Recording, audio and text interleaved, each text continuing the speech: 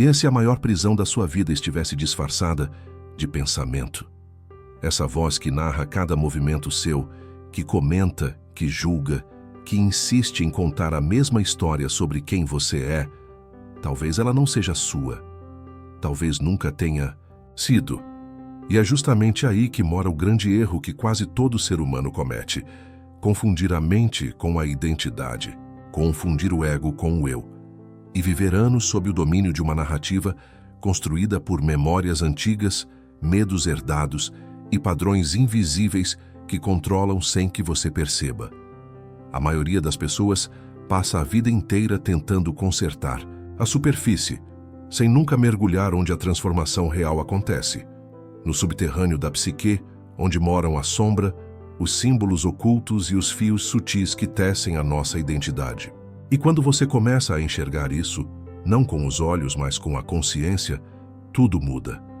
Pensamentos deixam de ser sentença, emoções deixam de ser algemas.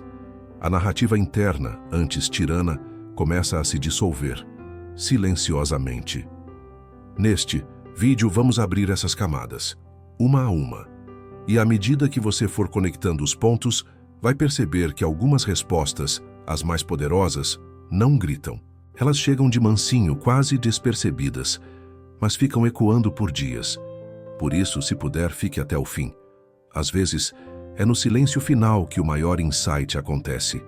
Existe uma voz que te acompanha o tempo todo, narrando cada passo, julgando cada ação, opinando sobre o mundo e sobre você mesmo. Muita gente acha que essa voz é a própria identidade, mas segundo Jung, essa é só a performance do ego em ação. É como um locutor interno que, sem percebermos, dirige nossa narrativa interna com base em velhas crenças limitantes. E o problema começa quando a gente acredita piamente nesse discurso, como se cada pensamento fosse verdade absoluta, como se cada crítica interna fosse um veredito final sobre quem somos. Essa voz é rápida em apontar falhas.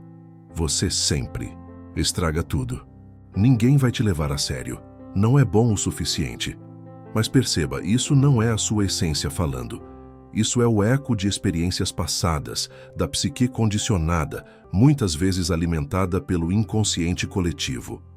Um bom exercício para começar a notar isso é escrever seus pensamentos automáticos num caderno e ao lado perguntar: essa voz é minha mesmo ou é alguém que eu ouvi repetindo isso lá atrás? Essa simples reflexão pode abrir portas imensas para o autoconhecimento. É importante saber que esse discurso não desaparece de uma hora para outra. Ele se disfarça, se adapta. Às vezes, até parece ajudar, fingindo ser seu guia ou seu senso crítico. Mas com o tempo você percebe, ele não quer o seu crescimento, ele quer manter você no mesmo lugar. Separar-se desse ruído é o primeiro passo para enxergar além da máscara do ego. E aí, quando esse distanciamento começa, a gente começa a entender por que o ego é tão poderoso e tão cheio de armadilhas. O ego tem um talento quase mágico. Ele pega um único episódio de fracasso e transforma isso num rótulo permanente. Se você esquece de entregar um trabalho, o ego sussurra: você é irresponsável. Se termina um relacionamento, ele afirma: você não é digno de amor. Ele não vê nuances, só absolutos, e o mais perigoso, muita gente acredita. Essa narrativa interna molda pensamentos, alimenta crenças limitantes e forma uma identidade frágil baseada no medo e na comparação constante com os outros. Um solo fértil para a insegurança florescer. Por trás dessa armadilha, o ego quer proteger. Sim, parece contraditório, mas ele acredita que, se te convencer a não tentar de novo, você não vai se machucar. Fica aqui nesse cantinho seguro, ele diz. O problema é que esse canto é apertado, escuro e cheio de vozes que não são suas. Quando a pessoa começa a se perguntar: e se eu não for esse erro? Ela abre uma fenda nessa prisão. Um bom exemplo é o de alguém que fracassou ao abrir um negócio e passou anos dizendo que não nasceu para empreender. Mas será que foi ele que pensou isso? Ou o ego que quis evitar outro tombo? Essa separação do ego exige vigilância diária. Cada vez que uma narrativa autodepreciativa surgir, questione-a. Será que você é mesmo preguiçoso? Ou só não? Encontrou algo que te mova de verdade? Será que você é ruim de relacionamento? Ou está apenas repetindo padrões do inconsciente coletivo? A individuação começa quando a gente para de aceitar rótulos prontos e começa a olhar com mais honestidade para as camadas da própria psique, inclusive aquelas que tentamos esconder. E é justamente aí que entra um caminho de verdadeira liberdade. A individuação, como dizia Jung, é um chamado silencioso da alma por autenticidade. É o processo de reconhecer que o ego, embora útil, é apenas uma fração da nossa psique. A jornada começa quando a pessoa percebe que pode existir para além da imagem que construiu para si mesma. Não é fácil, claro.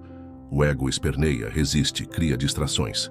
Mas quando o indivíduo começa a integrar sua sombra, tudo aquilo que rejeita em si, algo profundo acontece. Ele deixa de viver como um personagem e passa a viver como quem realmente é.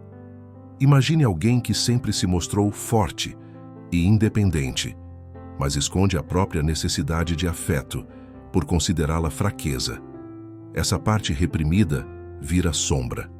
Ao ignorá-la, essa pessoa segue vivendo uma narrativa incompleta, constantemente cansada de sustentar uma identidade rígida. Agora, quando ela reconhece esse lado e o acolhe com compaixão, sem julgamento, inicia-se a verdadeira individuação. A vida começa a fazer mais sentido e o autoconhecimento se aprofunda como uma raiz que finalmente encontra solo fértil.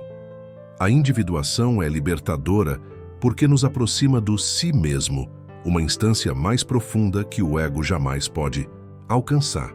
Nesse processo, sincronicidades começam a aparecer, como pequenos sinais do inconsciente coletivo dizendo: você está no caminho certo. Não se trata de eliminar o ego, ele ainda tem seu papel, mas de colocá-lo no lugar certo, como parte da equipe e não como o chefe da mente. E para isso, é preciso dar um passo ainda mais ousado, encarar a própria sombra de frente. A sombra não é um inimigo oculto, é uma parte sua que ficou no escuro porque, em algum momento da vida, foi considerada inaceitável.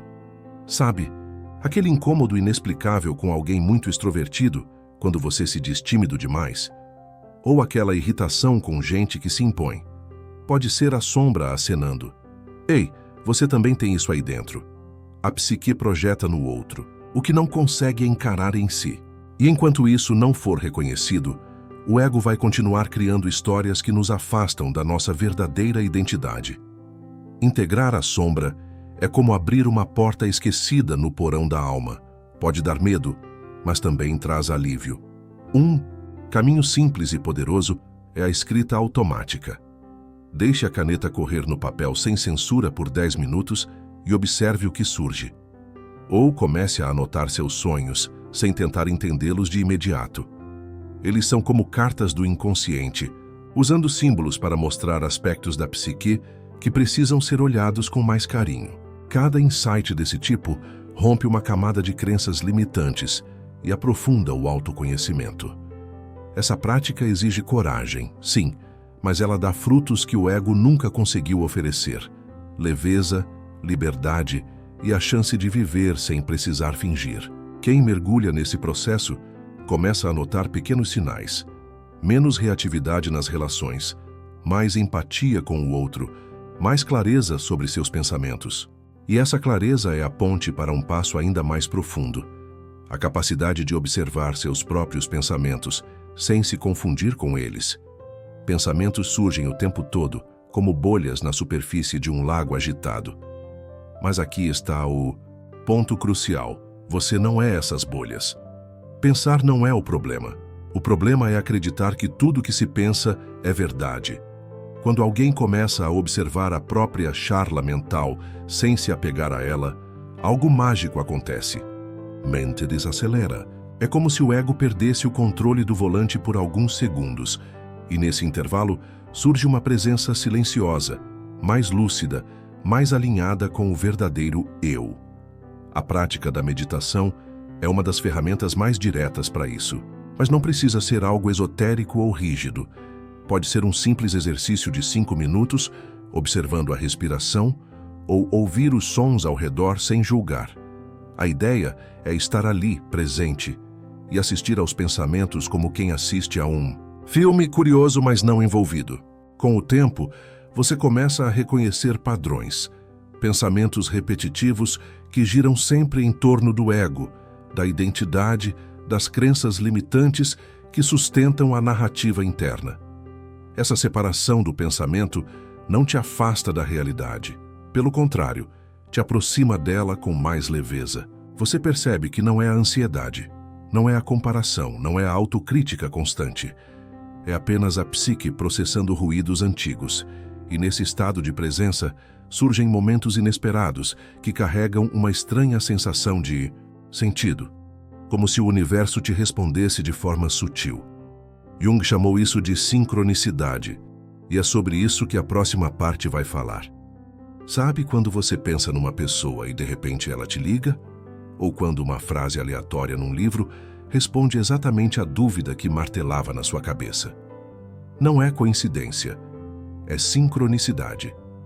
Jung descreveu esse fenômeno como eventos significativos que não têm uma ligação causal direta, mas estão profundamente conectados com o que está acontecendo dentro da psique. São os ecos do inconsciente coletivo batendo à porta, mostrando que o mundo interno e o externo conversam mais do que a gente imagina. Esses momentos de sincronicidade não são só curiosos, são convites ao autoconhecimento. Quando uma coincidência chama sua atenção de forma visceral, pare e reflita. Qual parte da sua sombra está sendo iluminada aqui? Qual narrativa interna está sendo desafiada? Por exemplo, se você vive dizendo que ninguém te vê e de repente 3 pessoas te elogiam no mesmo dia, isso pode ser um sinal de que sua identidade está mudando e o inconsciente coletivo está sinalizando: continue por aí. Prestar atenção nesses detalhes é um jeito prático de se reconectar com a psique profunda. A sincronicidade não pode ser forçada, mas pode ser notada. E quanto mais você se distancia do ego e mergulha na individuação, mais esses momentos começam a acontecer. Eles são como pequenas confirmações de que você está entrando em alinhamento com algo maior que sua mente consciente.